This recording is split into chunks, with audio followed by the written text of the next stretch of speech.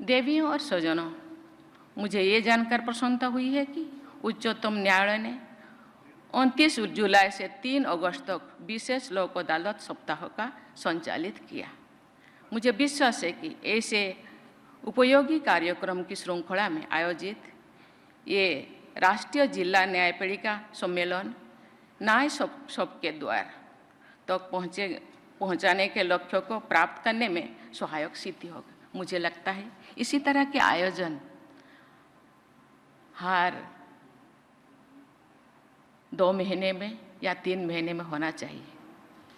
हमारे पास इतने सारे पेंडेंसी है, शायद ऐसे करने से उस तरह के समस्या से हम आहिस्ता आहिस्ता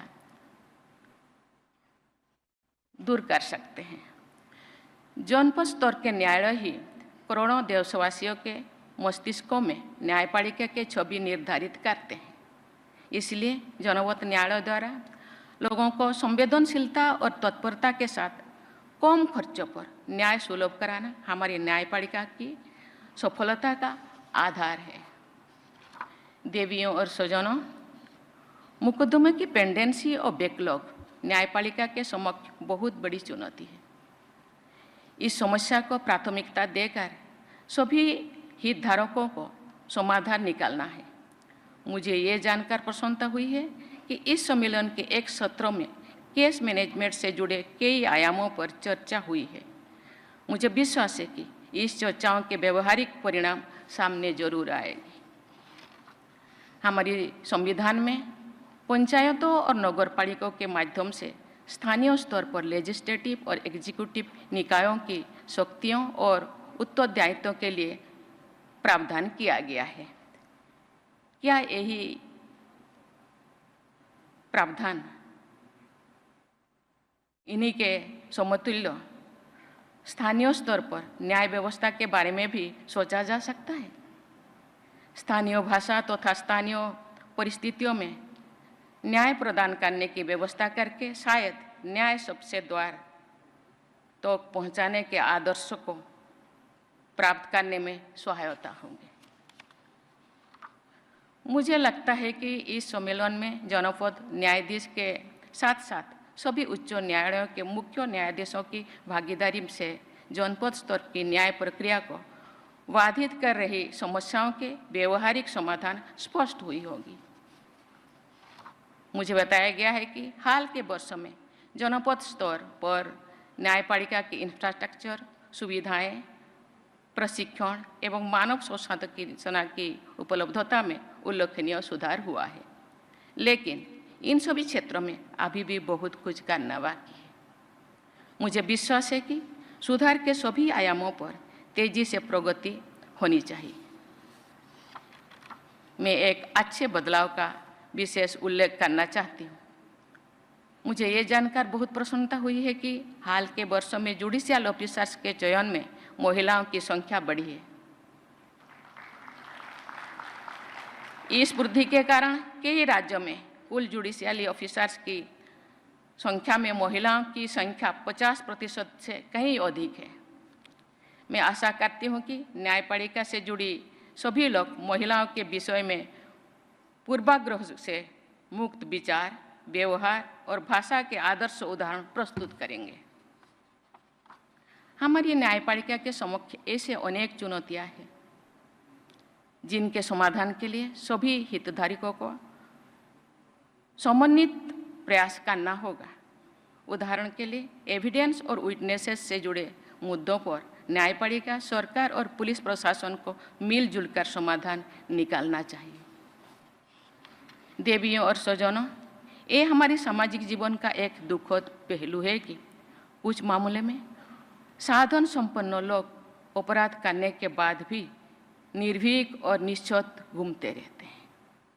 जो लोग उनके अपराधों से पीड़ित होते हैं वे डरे से में रहते हैं, मानो उन्हीं विचारों ने कई अपराध कर दिया है। महिला पीड़िताओं की स्थिति और भी खराब होती है क्योंकि प्रायः समाज के लोग भी उनके साथ नहीं देते। कभी कभी मेरा ध्यान कारावास कट रही माताओं के बच्चों तथा बाल अपराधियों की ओर भी चला जाता है। उन महिलाओं के बच्चों के सामने पूरा जीवन पड़ा है। ऐसे बच्चों के स्वास्थ्य और शिक्षा के लिए क्या किया जा रहा है, इस विषय पर आकलन और सुधार हमारी प्राथमिकता होनी चाहिए। बाल अपराधी भी अपने जीवन के आरंभिक चरण में होते हैं। उनके चिंतन और मानसिक स्वास्थ्य में सुधार के उपाय करना, उन्हें जीवन यापन हेतु लाभकारी कौशल प्रदान करना एवं उन्हें निःशुल्क कानूनी सहायता उपलब्ध कराना भी हमारी प्राथमिकता होनी चाहिए। मैंने देखा है कि गांव का गरीब आदमी कोर्ट कचहरी जाने से डरता है। वो बहुत मजबूरी से ही अदालत की न्याय प्रक्रिया में भागीदार बनता है। प्राय वो अन्याय को चुपचाप सहन कर जाता है, क्योंकि उसे लगता है कि न्याय के लिए लड़ना उसके जीवन को और अधिक कष्टमय बना सकता है। उसके लिए एक बार गांव से दूर अदालत तक जाना ही बहुत बड़े मानसिक और आर्थिक दबाव का कारण बन जाता है।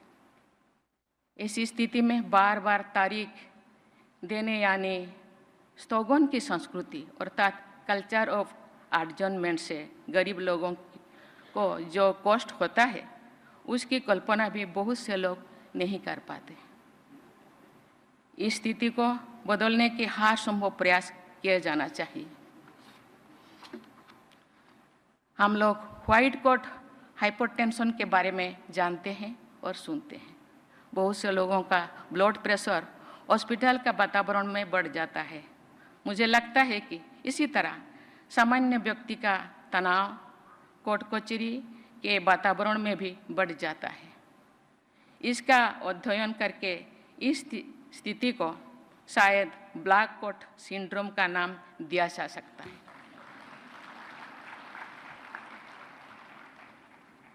अदालत में सामान्य लोग घबराहट में प्राय हो अपने पक्ष में बातें भी नहीं कह पाते हैं जो वे अच्छी तरह से जानते हैं और कह सकते हैं, लेकिन कह नहीं पाते। जो बलात्कार जैसे जघन्य अपराध के मामले में न्यायालय के निर्णय एक पीढ़ी के गुजर जाने के बाद आते हैं, तो सामान्य व्यक्ति को लगता है कि न्याय प्रक्रिया में संवेदनशीलता कम है। मैं आपको एक बार में कही थी कि गांव के लोग, गरीब लोग अदालत से नीचे से ऊपर तक जितने न्यायाधीश है सबको भगवान मानते हैं, क्योंकि वहाँ जस्टिस मिलता है। साधारण में एक कहावत है, भगवान के घर देर है लेकिन अंधेरा नहीं। लेकिन देर कितने दिन तक, कितना देर हो सकता है? 32 साल, 12 साल, 20 साल, 10 साल? हम लोगों को सोचना चाहिए। तब तक जिसको न्याय मिलेगा 32 साल के बाद शायद उनके चेहरे से मुस्कान ही खत्म हो जाएगा, जिंदगी ही खत्म हो जाएगा। इसके बारे में बहुत सी गहरे से सोचना चाहिए। मुझे ये देखकर बहुत प्रसन्नता हुई है कि उच्चतम न्यायालय ने भारतीय नागरिक सुरक्षा संहिता के उस प्रावधान को रेट्रोस्पेक्टिव इफेक्ट से लागू करने का आदेश दिया है, जिसके तहत पहली बार अभियुक्त हुई तथा नियम अधिकतम कारावास की 1/3 अवधि काट चुके लोगों को जमानत पर रिहा करने की व्यवस्था की गई है। मैं आशा करती हूँ कि आपराधिक न्याय की नई व्यवस्था की इसी तत्परता के साथ लागू करके हमारी न्यायपालिका न्याय के एक नए युग का सूत्रपात जरूर करेंगे।